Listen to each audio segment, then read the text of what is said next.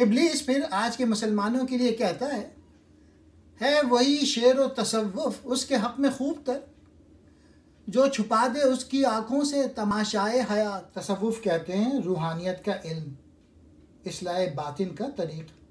तमाशाए हयात ज़िंदगी का दिलचस्प और काबिल दीद नज़ारा, खूब तर, ज़्यादा अच्छा, बेहतर। इब्लीस कह रहा है मुसलमानों के लिए वो शायरी और वो रूहानी इल्म व अमल ही ज़्यादा अच्छा है जिसकी बदौलत वो अमली ज़िंदगी से बेगाना और ज़िंदगी के दिलचस्प नज़ारों से महरूम रहें,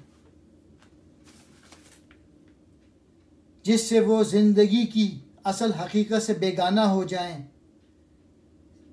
जो शेर और तसव्वुफ इंसान को सुला दे और ज़िंदगी से दूर कर दे, इब्लीस के नज़दीक पसंदीदा है।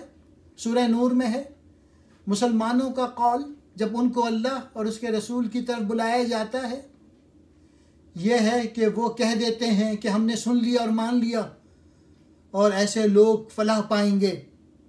यानी मुसलमानों की बात तो यही है कि वो अल्लाह और उसके रसूल की तरफ अपनी हर बात में रुजू करते हैं